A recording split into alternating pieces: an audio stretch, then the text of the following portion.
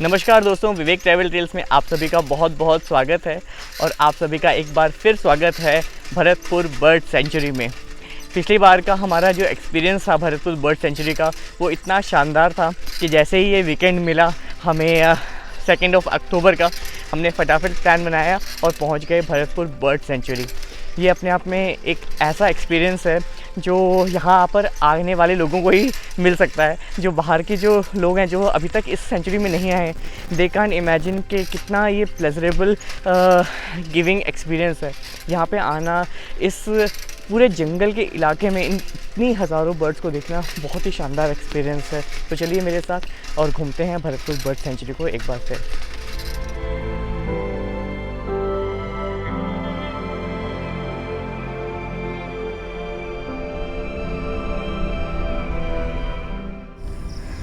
So friends, Bharatpur bird sanctuary में इस बार मैं रुका हूँ भरतपुर फॉरेस्ट लॉज में। और ये बहुत कमाल का एक्सपीरियंस है कि आप सेंचुरी के बीच में ही आप फॉरेस्ट लॉज में रहते हैं। इससे आपकी एक्सेसिबिलिटी बढ़ जाती है। हालांकि टिकट्स आपको वो सेम ही लेनी पड़ती हैं जो नॉर्मल किसी भी विजिटर को लेनी पड़ती हैं।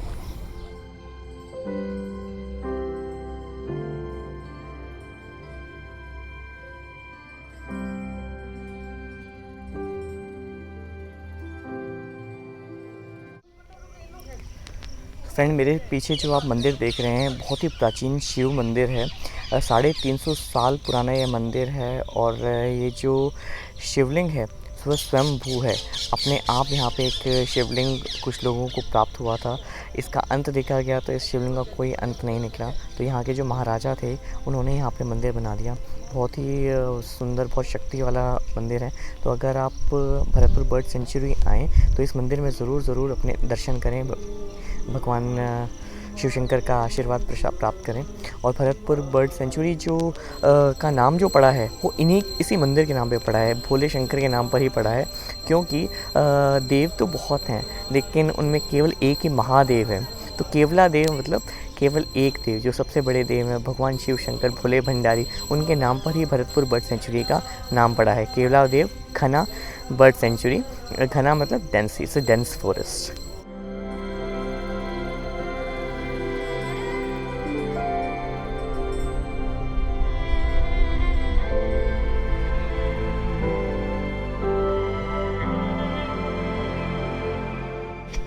तो फ्रेंड्स, केवला देव बर्ड सेंचुरी के अंदर, केवला देव भरतपुर बर्ड सेंचुरी में जो सबसे सुंदर, सबसे बढ़िया जो स्पॉट है वो है भगवान भोले शिव शंकर का मंदिर, जिसे केवला देव बोलते हैं।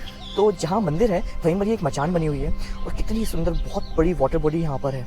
तो ये बेसिकली बर्ड वॉचर्स का पैराडाइज़ है। क्योंकि यहाँ पर खड़े होकर आप हज़ारों चिड़ियाँ अलग अलग तरह की देख सकते हैं। अगर चिड़िया के अलावा भी ये जो पूरा स्पॉट है, इतनी बड़ी वाटर बॉडी के बीच में आप एक ऐसे वॉच टावर के ऊपर बैठे हुए हो, इतनी कमाल की जगह है ना, इतनी कमाल की जगह है। आपका पूरा दिन बन जाएगा इस जगह पे आके।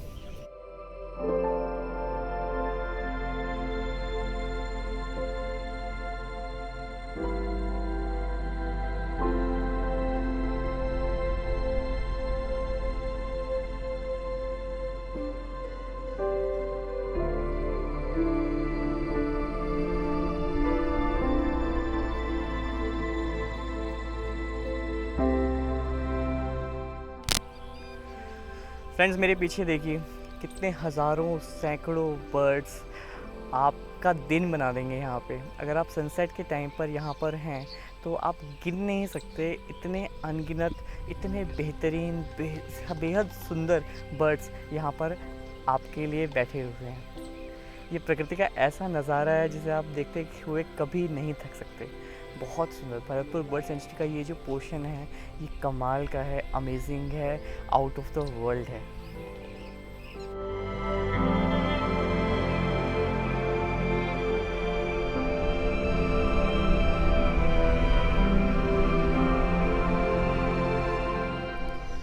सो फ्रेंड्स, जो केवला देव शिव मंदिर है उसको आप centre point of Bharatpur bird sanctuary कह सकते हैं। क्योंकि इस पॉइंट के पास सबसे ज़्यादा इंटरेस्टिंग और अच्छी साइट सीइंग है। आपके पास बहुत अच्छी सुंदर मचान है जहाँ से आप बहुत सुंदर बर्ड्स देख सकते हैं। आपके पास एक कैफ़ेटेरिया है, चाय का आप यहाँ पे लुत्फ़ उठा सकते हैं। छोटे छोटे स्नैक्स आपको मिल जाएंगे। वॉशरूम है यहाँ पे और आपका बहुत बहुत सुंदर टाइम आपका यहाँ पर बीत सकता है। तो भरतपुर बर्ड सेंचुरी में आप मॉर्निंग और इवनिंग दोनों ही टूर करिए और शिव मंदिर से स्टार्ट करिए और वापसी में बाकी सारे बर्ड्स।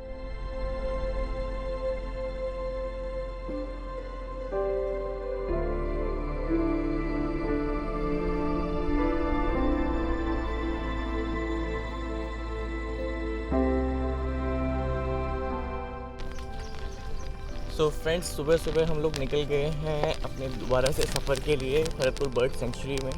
और अगर आप फॉरेस्ट लॉज में रुके हुए हैं तो आपके लिए बहुत अच्छा है कि होटल से निकलते ही आप रिक्शा कर लें, क्योंकि साइकिल के लिए आपको दोबारा एंट्री पॉइंट पे जाना पड़ेगा जो यहाँ से बहुत ज़्यादा दूर है। तो रिक्शा यहाँ पे इजीली अवेलेबल है, आप यहीं से एक्सेस कर सकते हैं भरतपुर बर्ड सेंचुरी में।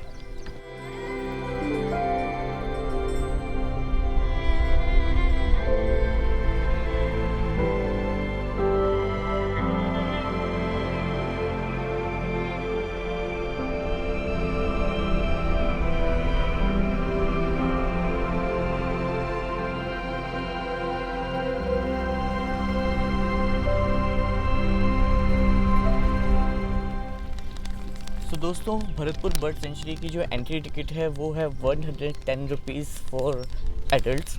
और अगर स्टूडेंट्स हैं तो उनको अपना आईडी दिखाना पड़ता है, और बच्चों के लिए आई थिंक 10 साल तक के लिए तो कोई टिकट नहीं है। सुबह 6:30 बजे गेट्स ओपन हो जाते हैं, तो आप सुबह 6:30 बजे आकर यहाँ पे बहुत सुंदर मॉर्निंग टूर कर सकते हैं। और इसके साथ में अगर आप मॉर्निंग टूर नहीं कर पाएँ तो इवनिंग ट्रिप कर लीजिए। बहुत ही शानदार, बहुत ही ब्यूटीफुल एक्सपीरियंस हैं दोनों मॉर्निंग और इवनिंग के। तो जैसे ही आप अपनी एंट्री टिकट लेंगे उसके बाद आपको अपनी साइकिल सेलेक्ट करनी है। साइकिल लेते हुए आपको अपना आईडी वहाँ देना होता है। साइकिल की जो कॉस्ट है वो है 50 रुपीज़ पर आवर, और जो रिक्शा की कॉस्ट है वो है 150 रुपीज़ पर आवर। और अगर आप गाइड लेते हैं तो guide is costing you around 250 rupees per hour.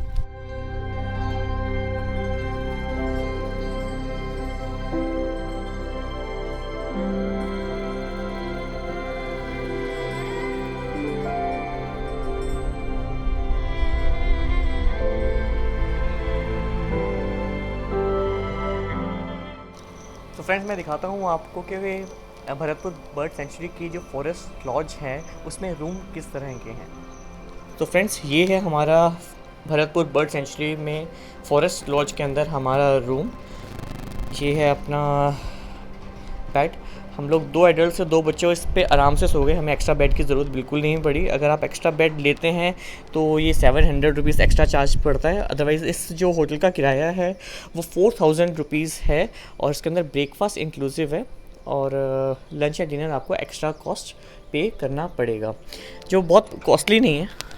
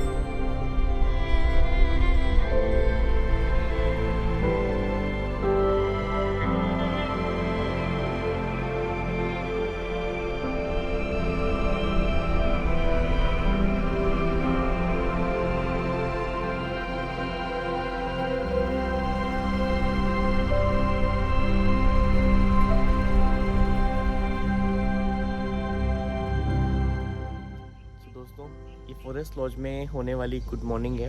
जैसे आपको पता है कि मैं भरतपुर बर्ड सेंचुरी के अंदर एक फॉरेस्ट लॉज में रह रहा हूँ। तो सुबह जैसे ही आप उठते हैं, बाहर निकलते हैं, चारों तरफ आपको चिड़ियों की चहचहाहट सुनने को मिलती है। It's an amazing morning.